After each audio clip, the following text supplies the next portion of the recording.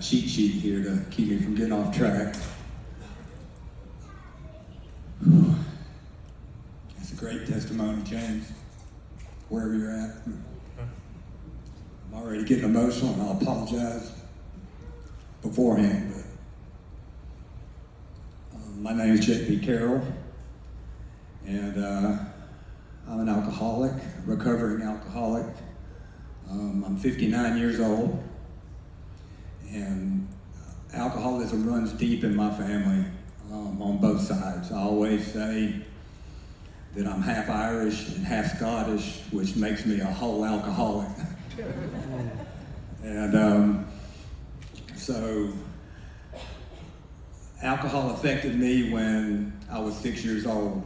My father was a severe alcoholic, and he had been given not long to live from his alcohol abuse. He had cirrhosis of the liver and a lot of other things. And so when I was 6 years old, I found my father dead.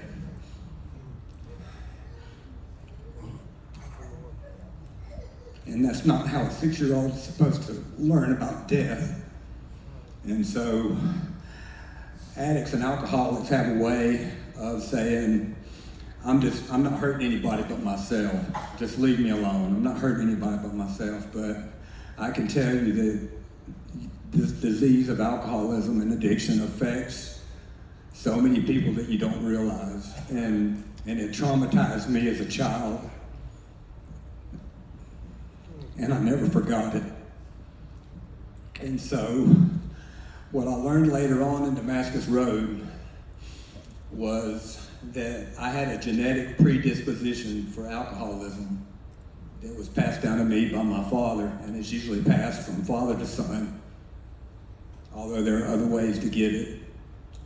And so the best way that I can describe it is that there is a switch in your brain, and that switch is waiting for that first drug or that first drink of alcohol. And so I took my first drink when I was 17 years old, and I didn't know it at the time, but it flipped that switch. And I felt like I had found the missing piece out of life. I felt like this is what was missing. And so alcohol became a very important part of my life. And through my 20s and 30s, I just went in a downward spiral, a slow downward spiral. And my 20s and my 30s are a blur. They're just a blur, and they're wasted, and there's no reason. You know, I've learned to live with the fact that I wasted those years. And I ended up losing jobs. The first job I lost was probably 2003. And I think losing that job just really scared me. And I had a nervous breakdown, basically. And ended up sleeping on my sister's couch. You know, she unknowingly became my codependent enabler, because that's what an addict and alcoholic needs to keep doing what they're doing. They need somebody that they can manipulate. And I did a pretty good job of that. And my sister and my brother-in-law are here today. And they had finally gotten tired of me, you know. And so they'd taken me to detoxes, and so eventually the last time I decided, the last job I lost, I had decided that I was just going to drink myself to death. And I was insane, and I just wanted the pain to stop.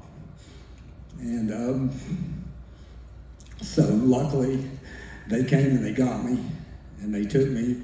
They tried to take me to a detox, and I got there. I couldn't tell the lady that was trying to admit me. I couldn't tell her what season of the year it was. I couldn't tell her who the president of the United States was. I was messed up. And so she took my vital signs and basically just told me that if I didn't go to the hospital, I was gonna die. And I can remember at the time actually being happy, like, thank goodness it's finally gonna be over.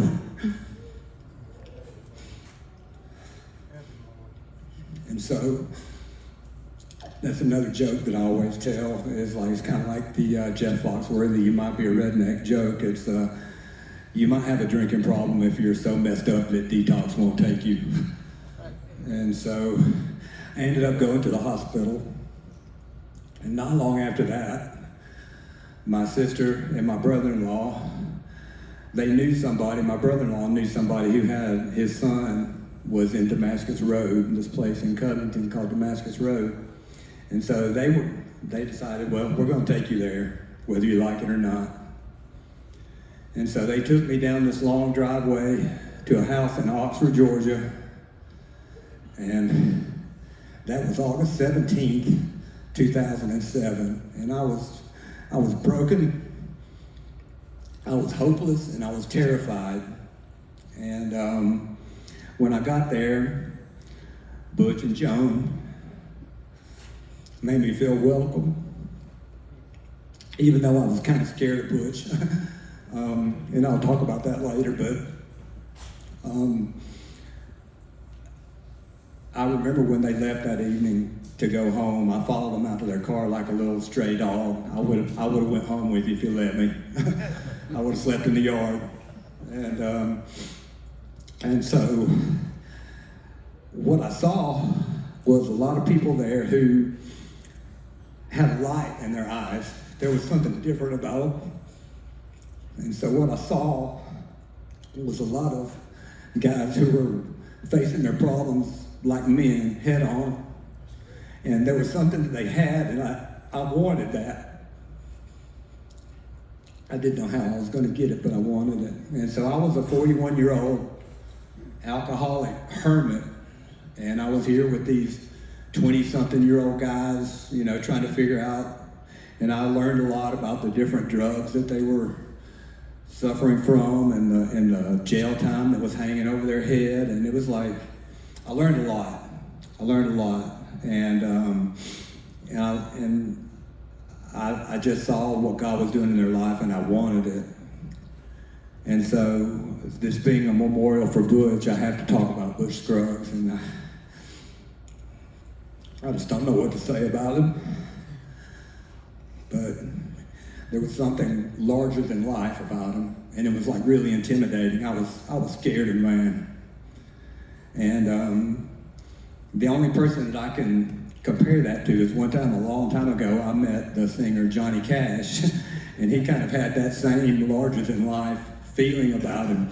And I thought a lot about that, you know, before I came here to speak today. And I think that the power that I was feeling from Butch and from Johnny Cash was these were two guys that were doing exactly what God put them on the earth to do. Butch Scruggs was letting God use him. He was letting God use him. And he was doing exactly what God put him on earth to do. And so Butch was, among a lot of things, he was just a genius when it came to recovery. He was just a genius. And so he was also really funny, and you didn't know what he was going to say, and you didn't know where he was going to say it. And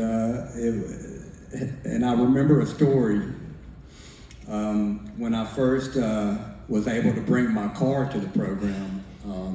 My car was about the only thing I had left of my name, and I was able to finally bring it to the program to use to help, you know, carry people to jobs and stuff. And so it was a 1984 Mercury Cougar, and if you know what that car looks like, it was if you see police shows, it looked like the kind of car that the criminal would drive. You know. And so I remember when I first got the car and I had it parked outside the program house that I was living in Covington. I saw Butch later on that evening in a meeting, and Butch said, boy, I drove by that house and saw that car parked out there. I thought the dope man done pulled up out there.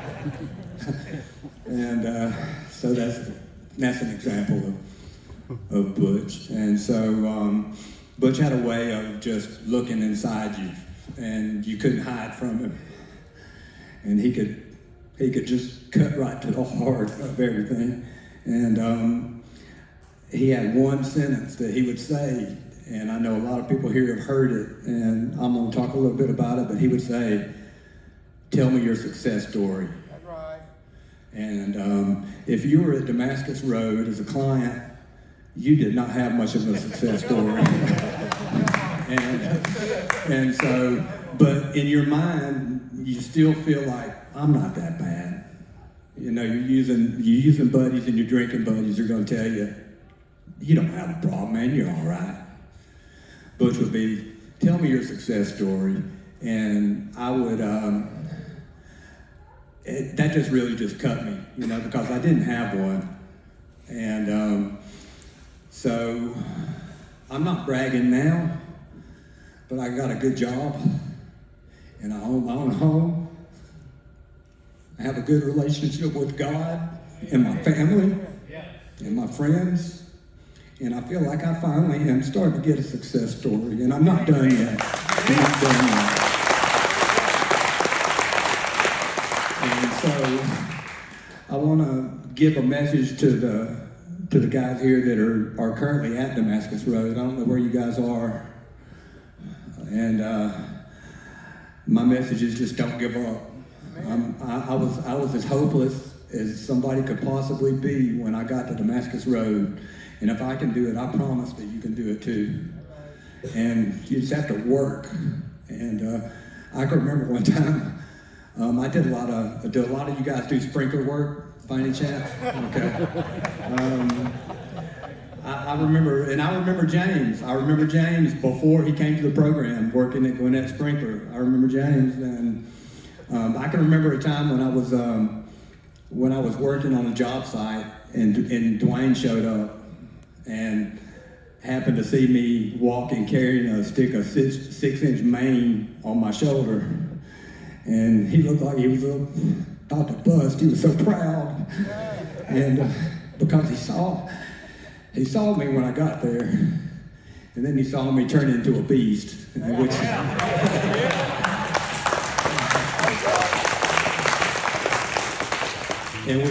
I'm still a beast, by the way.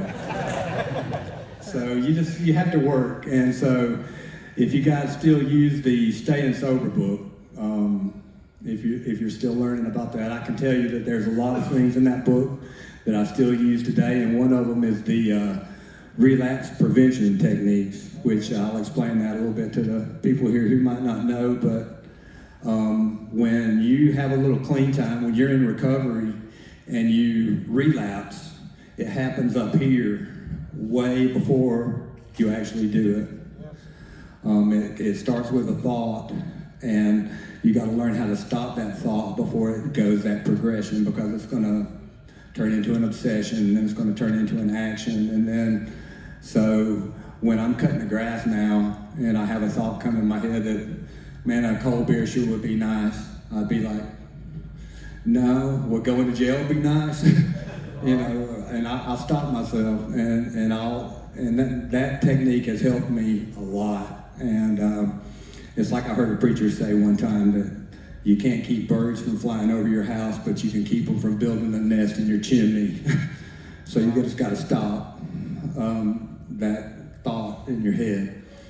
And so I also want to say something to, if you're here today and God has been dealing with you to sow a financial seed in a ministry, I can tell you that there's no better place to do it than Damascus Road, because I've seen it in my life, and I've seen it in other men's lives, and it's definitely fertile ground to sow a seed.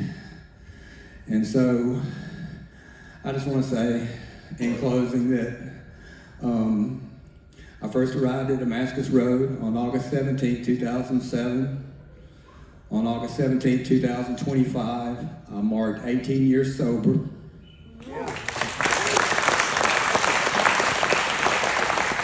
And you know, one day at a time, I'm still working. I'm working on 19 now. So, and I'm grateful for every day, because I'm able to go to sleep at night instead of passing out. I wake up in the morning instead of coming to. And if I hadn't come to Damascus Road Recovery, I have no doubt in my life that I would be dead. Butch Scruggs. And Joe, you helped save my life, and I'm so glad that this program is still going, and I'm a grateful recovering alcoholic, and God bless y'all, and thank you for listening.